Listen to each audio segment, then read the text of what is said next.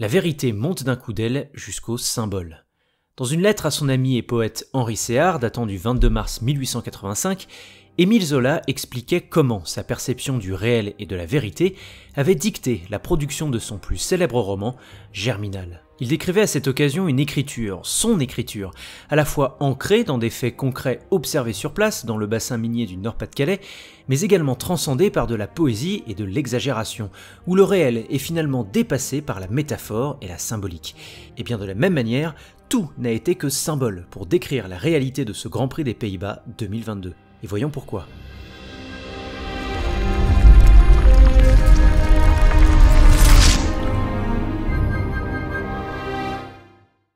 Mercedes est le piège de Thucydide, Red Bull est la grandeur, Ferrari est la décadence. Vous l'aurez compris, le symbolisme révélateur à la Zola était partout à Zandvoort. Piège de Thucydide d'abord chez Mercedes, où la puissance dominante Hamilton pourrait bien entrer en guerre contre la puissance émergente Russell, par crainte d'une inversion définitive dans leur rapport de force en interne. Car la bonne question à se poser pour comprendre l'état d'esprit du septuple champion du monde au soir de Zandvoort est la suivante.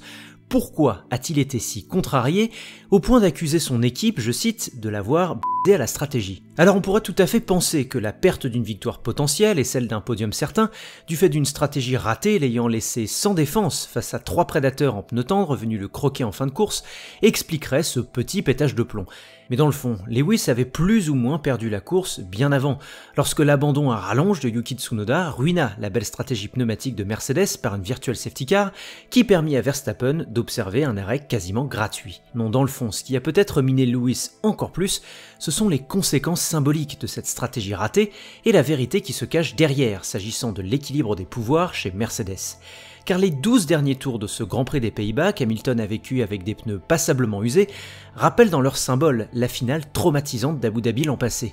Sauf que cette fois-ci, le bourreau ne s'appelle pas FIA, Michael Masi ou Max Verstappen, mais bel et bien Mercedes et George Russell.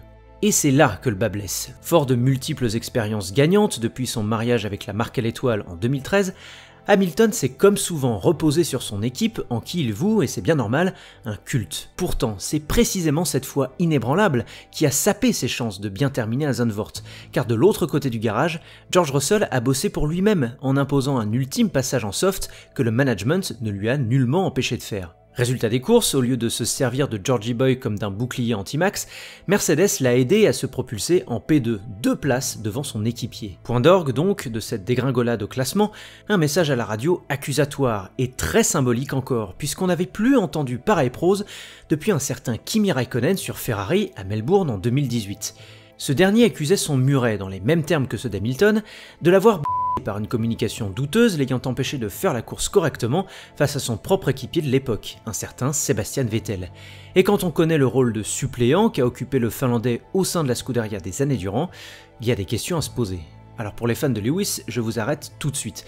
Mon propos ne vise en aucun cas à comparer Hamilton à Raikkonen en indiquant qu'il se transformerait en un faire-valoir sur le déclin du jour au lendemain. Non, il s'agit simplement de faire remarquer qu'un petit tournant symbolique a peut-être été franchi en interne. Ce Grand Prix des Pays-Bas a en effet montré que Hamilton ne peut en aucun cas se reposer sur ses lauriers et prendre la foi que son équipe lui accorde pour acquise. Car pour la première fois depuis 2016 et Nico Rosberg, la suprématie Hamilton s'est trouvée contestée en interne par un jeune Russell ayant stimulé son équipe d'un point de vue stratégique et ayant explicitement montré les crocs grâce à une excellente lecture de la course. Et alors que la W13 semble de plus en plus capable de jouer la victoire à la régulière, eh bien l'entraide dont les deux pilotes ont fait preuve pour assurer des top 5 et des podiums risque fort de disparaître si la tendance se confirme à la hausse.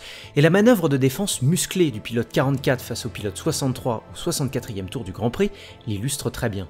Après avoir très intelligemment désamorcé la bombe auprès des médias et en se montrant sincèrement fier des nets progrès de son équipe, Lewis Hamilton devra impérativement taper du poing sur la table rapidement, au moyen d'une performance aboutie de A à Z, qu'il est désormais proche de sortir et qui mettra tout le monde d'accord, sans quoi les allégeances chez Mercedes risquent de changer bien plus vite que ce qu'on croit.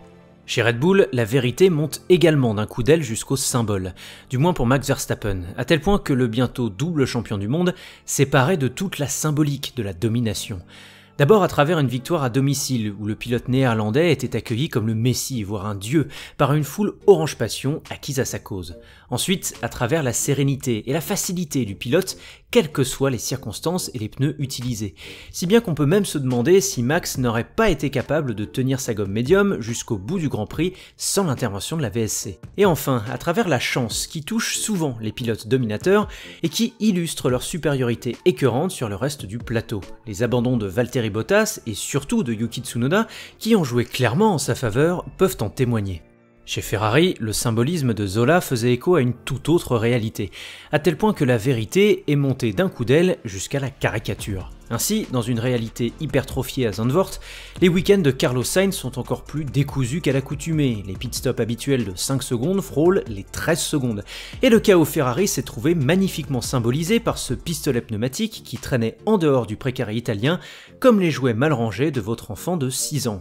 Et encore. Mais l'autre symbolisme qui mine encore plus, c'est la transparence du cheval cabré dans l'intrigue de la course, comme illustré par une réalisation qui, focalisée sur Mercedes, Red Bull et le milieu de peloton, a ni plus ni moins snobé les rouges. Et pourquoi? Car malgré un podium arraché par Charles Leclerc du fait des circonstances que l'on sait, le rythme en course sur le tracé plus sinueux de Zandvoort n'y était toujours pas après la déculottée de Spa. Ainsi, après les attentes du premier tiers de la saison et les espoirs déçus par la suite, la Scuderia est peut-être en train d'atteindre la phase ultime, celle de l'oubli progressif, conférant à sa saison une dimension encore plus pathétique. Mais le symbolisme révélateur d'Émile Zola ne s'arrête pas là.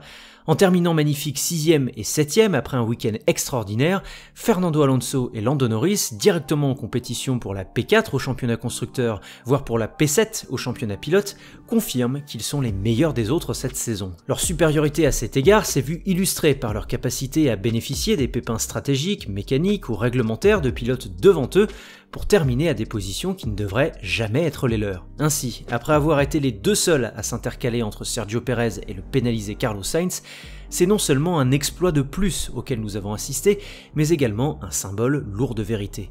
Enfin, le symbolisme n'a une fois de plus pas épargné le duo Vettel-Schumacher, même si dans le cas présent, il traduit peut-être une triste réalité. Deux grands noms du sport automobile au destin entremêlé et à Zandvoort, deux pilotes qui, malgré une qualification dont l'issue les a séparés sur la grille, se sont retrouvés une fois de plus comme aimantés en course, auprès d'une passe d'armes sublime à la faveur du jeune Allemand cette fois-ci. Tout un symbole quand on connaît les rapports entre les deux.